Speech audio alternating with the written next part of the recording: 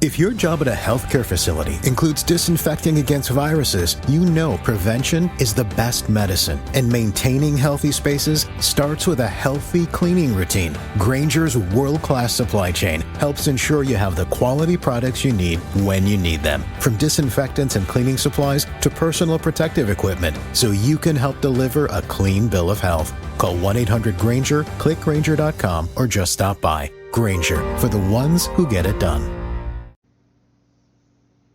Hello, my friends. Welcome to Unapologetically Free Authenticity the Hard Way. I am your host, Asha Zalika.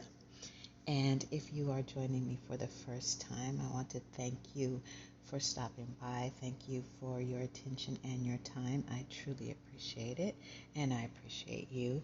And for those of you who are returning listeners, thank you for returning. Today, I just want to share, I was going to say briefly, but I'm going to stop that because I don't know how long it'll be. But I want to share an experience that I have experienced, one that I am still recovering from, in the hopes of encouragement for you, maybe some understanding.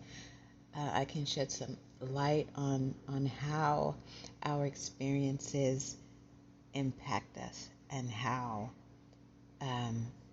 certain experiences really take a lot of exertion to get through. So this is what happened. 5 days ago, I had my wisdom teeth removed. 3 of them at once. 3 wisdom teeth removed at the same time. It took 6 vials, little tiny vials of anesthetic, whatever it is that they shoot in there to make you numb. 6 of them. I had 2 wisdom teeth on the bottom and 1 on the top removed.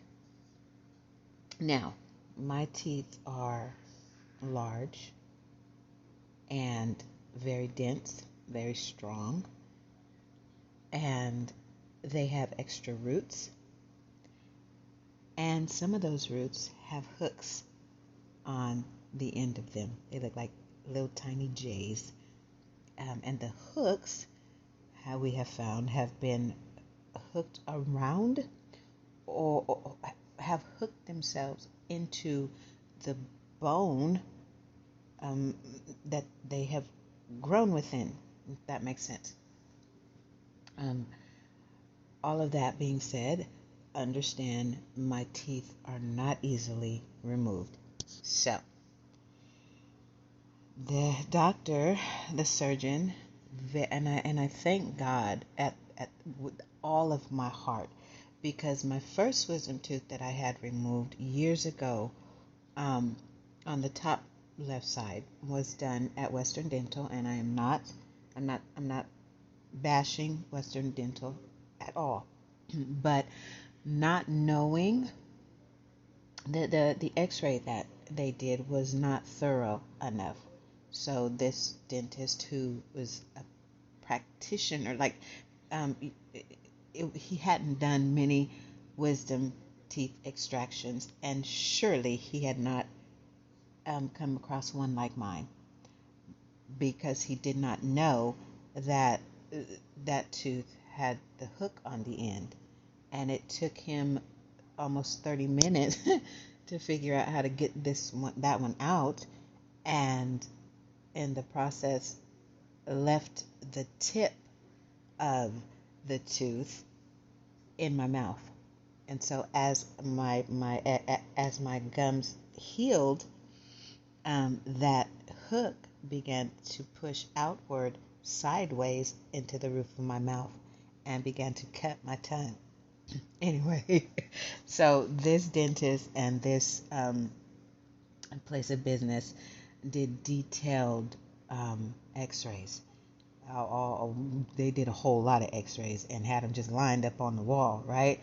And showed me, the condition of my teeth and the density of my teeth and where these extra roots were.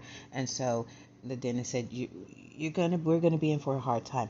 And I respect this man because he's so much older and he's had experience dealing with these types of cases. And so he assured me that I was not going to die and that we would get through it.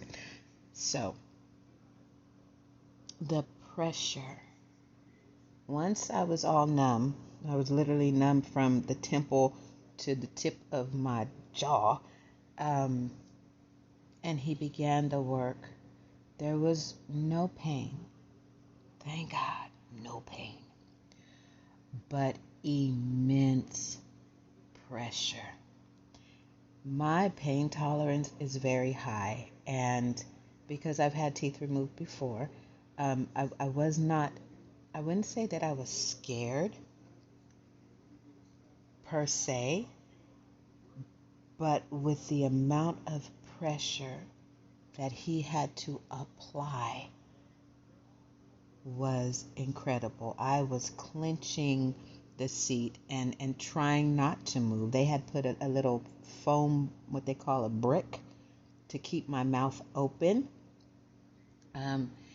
And his assistant was, she was doing everything that she could to just talk me through it and ease, rub my arm and just, to keep me calm, because this was intense. The first tooth, which was actually the largest tooth that had grown in over the tooth in front of it, had no problems. And that one was still in my bone pretty deeply, but he had no problem with that. And the last one that he took out, he didn't have any problems, just a lot of pressure and wiggling around, and it came out. But this third one was horrible. It took him almost 10 minutes to get it out. He had to break it.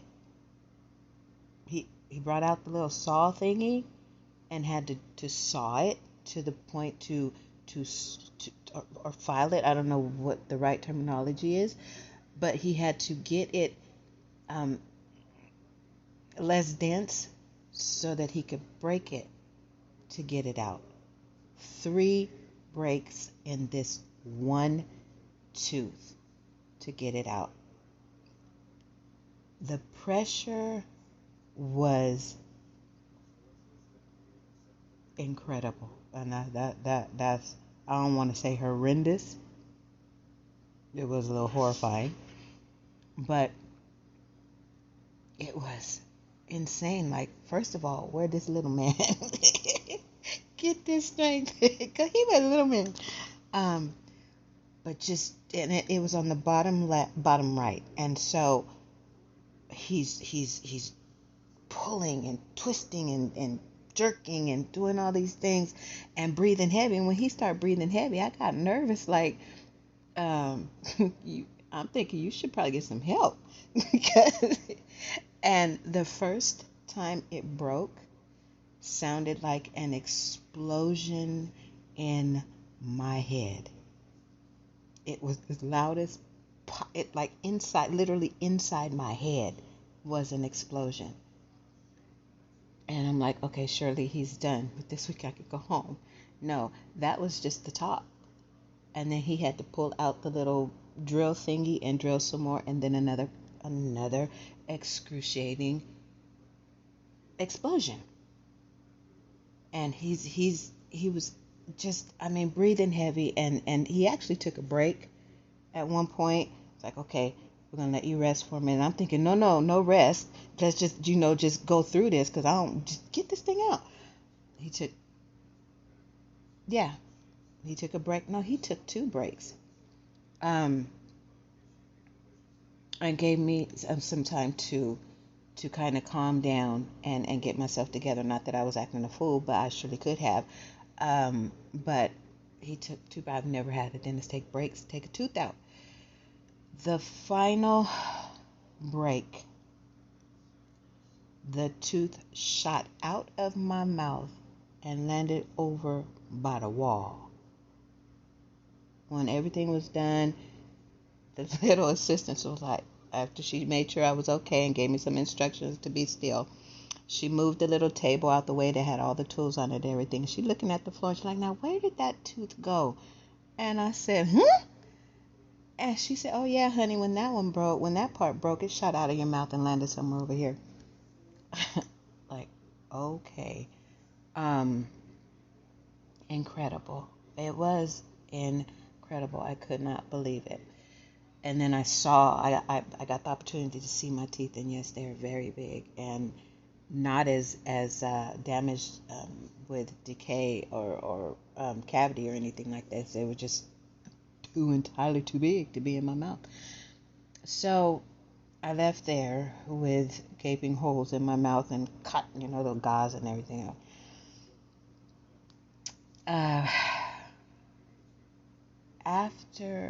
So this has changed my life, my recovery time, all the not being able to eat. I cannot eat. Everything has to be soft. I can't do any chewing. 800 Motrins, amoxicillin, be still. That's the main thing that they want. They just exclaimed is that I have to be still. Like, this was a major, major surgery, and I needed to be still. That's hard for me. It's very hard for me to have a hard time being still. Not that I'm anxious, not that I have ADHD, but I like to move. I like to get things done.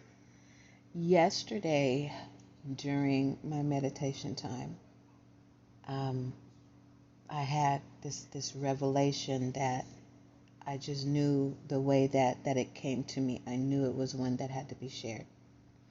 I was sitting in my meditation and just thinking about the last 6 months, and I have been through a lot these last 6 months.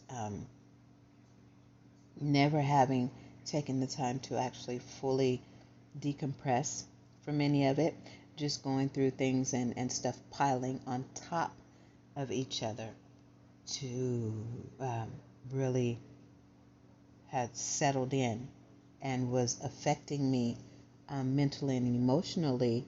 But because I've been moving and doing so much, I never really paid attention. So during this recovery time, emotions and thoughts and things have come up, and I'm like, wow, where'd that come from? So here's the revelation. A lot of our experiences, core beliefs, ideologies, impressions of ourselves that we have received from other people get impacted within our souls and are hard to remove, just like my teeth. A lot of trauma, and the majority of things that what I have learned, the majority of things that we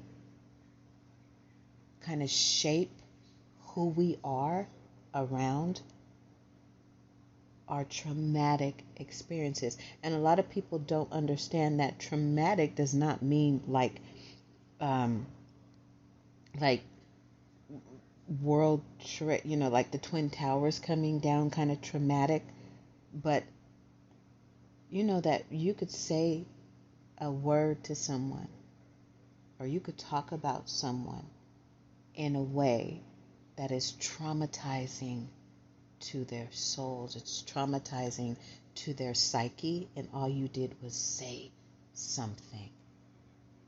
And those words and the intention behind the words would be just as volatile as if you did bodily harm to that person.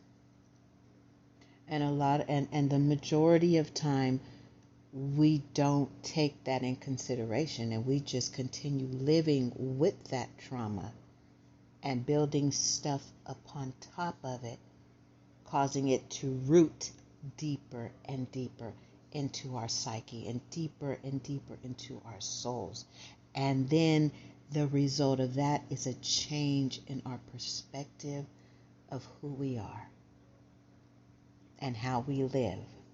So going back to my teeth, like once my wisdom teeth started growing and coming out, it impacted the way I was able to chew food. I could not chew regularly, bite down regularly, because they were too big for my side teeth and my front teeth to chew properly. So I wasn't masticating. I hope y'all heard that right and didn't hear the other word. I was not chewing my food properly.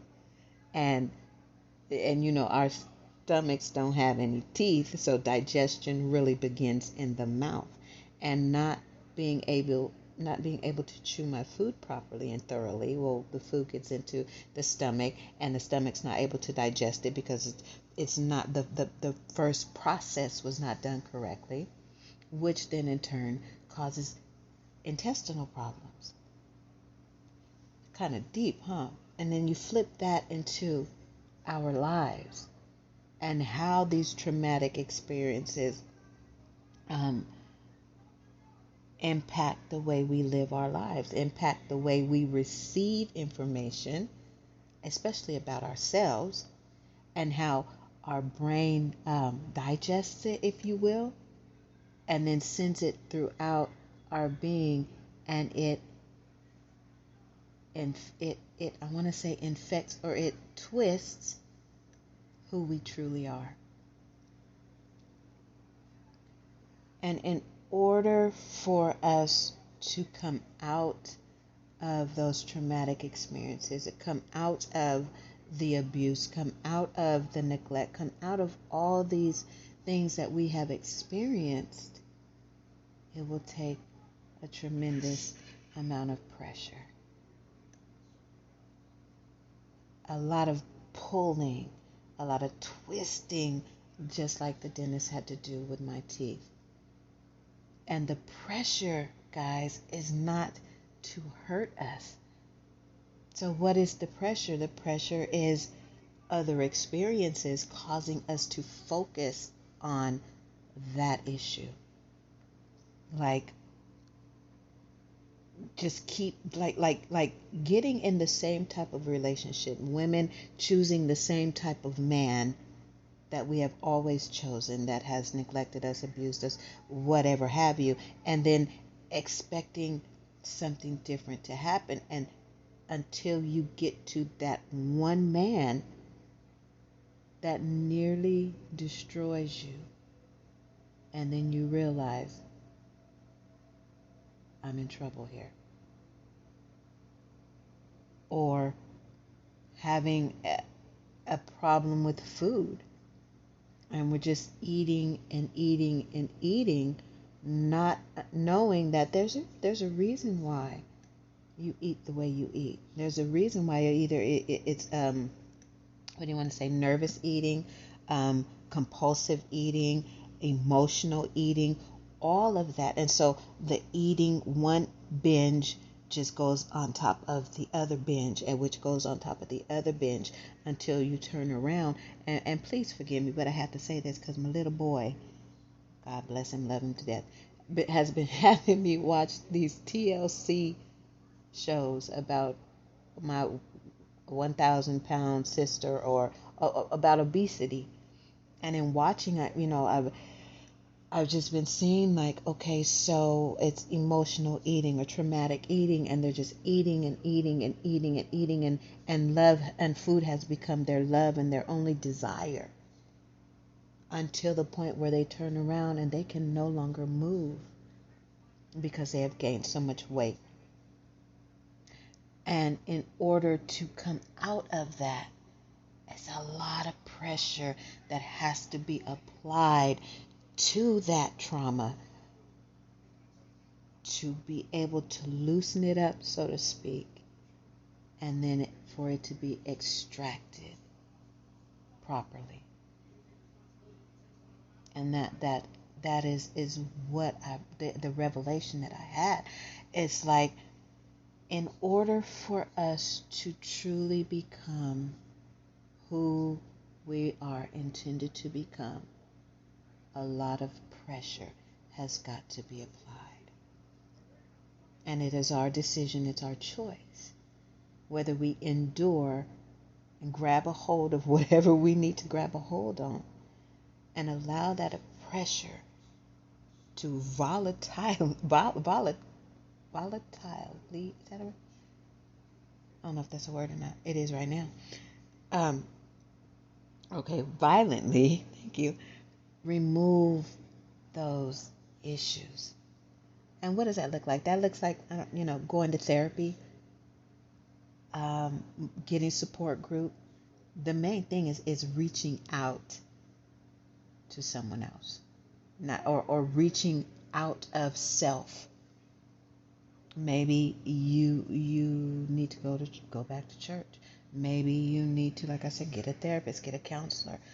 Maybe you are a creative person and you've stopped creating, and it was through your writing or drawing or dancing or whatever your creative spark is, you've turned away from that. Maybe it's just getting back in there and doing that thing. Maybe it's going and saying I'm sorry to somebody. You went through a traumatic relationship and you still have feelings that you can't understand why you just can't get rid of those feelings. Maybe you need to open your mouth.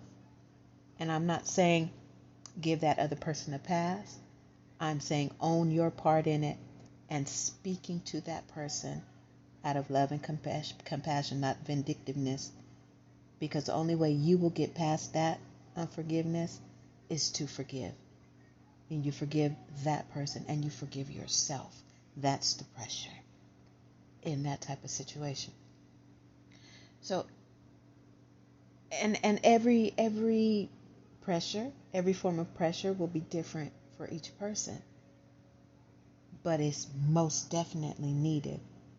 And it's most definitely uncomfortable, to say the least. But it's necessary. I couldn't pull these teeth out myself.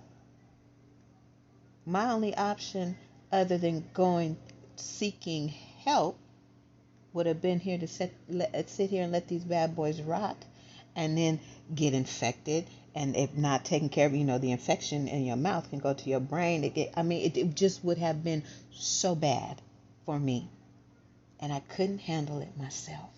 I had to go outside of myself and get help. The second part of that is the recovery of it. I don't like to wait. I want stuff. I'm an Aries. I got 2 speeds, fast and faster. That's it. No talking about slow down and do all. No. But this has forced me to sit down. I missed a whole week of work, which is something I was ready to go back the day after. Not the surgery was on Monday. I was going to go back to work on Wednesday, because I didn't want to miss that money. But when I stood up Wednesday morning to go to the bathroom, and my head started spinning, and it felt like these gaping holes were going to suck me up, I sat my butt down and called off. Recovery is important. We have to recover from those things that have been removed from us. And recovery, as far as our mind and our souls and our emotional recovery, is in depth, and it's deep, and it's something that you are going to have to search out and be gentle with yourself. Say for a relationship, recovery from one relationship does not entail getting immediately into another relationship. Not at all. It takes the wisdom to know, you know what? I think I need to be by myself for a while. That's the beginning of recovery, when you can acknowledge within yourself that you need to take time out for yourself. And that is not selfish. That is a necessity. Recovery is the most important thing. So to not prevent further damage. I have not been able to eat. It really upset me on two levels. Like, because I'm competitive bodybuilder and I'm trying to get back on stage, I had my meal plan set, my meals, my snacks, my supplements, all of that, very methodical, and I can't eat none of that stuff. So I've really had to go off of my plan to recover for this. That was a problem for me. And then not being able to go to the gym. Ooh-wee. And this is me being hard-headed. I thought yesterday, oh, you know what? I'm okay. I could go to the gym. I ain't going to do no lifting. This is me talking to me, right? I'm not going to do no lifting. I'm just going to go home and do a little cardio and stretch. That's a lie to myself. Anyway, and I did. I went to the gym. And as soon as I got on the step machine, 15 minutes in, when my blood pressure started rising and the blood started flowing and I started perspiring, these holes in my face started doing some strange things, like popping in my mouth and tightening up, and then my head started feeling funny and foggy. Oh Lord, that's when I knew that I was in trouble, when like the steps started getting blurry. I stepped myself back down off of that thing. It was not time, it was too soon. My wound, the holes where the teeth were trying to clot up and trying to heal themselves, and here I am trying to make blood flow faster and make things start moving, and oh yeah, no, that was bad idea. And I'm glad that I have enough self-control that I pulled myself down, came back home, got into bed. Recovery is a necessity. Once you realize your trauma and you realize the thing that needs to be taken care of, you remove them, you address them, you're working on them is a part of recovery. And making sure that you don't repeat the same things over and over. And finally, having the thick enough skin to understand that others around you will not understand what you are going through during your healing and your recovery, during the process. Everyone that's with you will not be able to understand. And it's not that because it's not them, and because unless they have experienced what you have experienced to the degree of your experience and they know how it has affected you, it's not that they're not compassionate, it's not that they don't love you, it's not that they don't care, it's just that they don't know. And we have to be able to cut them some slack and just keep it at, you know what, I'm in recovery right now, and I'm dealing with this. And not to look towards others to help ease the pain. This is an inside job, so to speak. My little 12-year-old doesn't understand that mommy had 3 huge teeth yanked out of her face. Especially since he's seen me as a bodybuilder, he thinks that I'm just the strongest thing on earth and I can handle anything. So it's taken me some time to just be like, okay, no, he don't get it. He does not understand. And I can't get mad at him for not understanding. He's 12. He has not had a tooth yanked out of his face. So we have to be compassionate with other people and towards other people while we are going through our recovery from extractions of all sorts in our lives. And the end result of this, of the extraction is that now and healing time will be different for everyone. So just because your friend went through a divorce and she went through her healing time, and it took her 6 months and she was okay with it and back out there, dating or whatever have you, that doesn't mean that's going to happen for you. We all have our own individual healing times. I have one tooth that is completely closed up and okay. I have another one that's halfway, but then I have this one that's on top. There is a hole from the bottom of my gum where the teeth sit out all the way up into my cheek area, and it is very uncomfortable. That one's going to take a whole lot of time, which means that I won't be able to return to my normal eating habits for a while. Our recovery time and our healing time will be different for each of us. And my encouragement to you today is, don't rush it and don't fight it. Those things that are character defects, if you want to call them that, or the abuse that you have needed for a long time to address and you have not, because it has been so painful. It's time. You need to address it. You need to start the extraction process so that you can begin to live your life the way you're supposed to.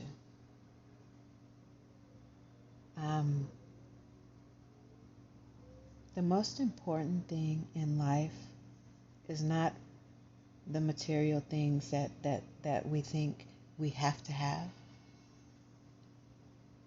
It's our self-worth. It's finding our true selves. And that takes work.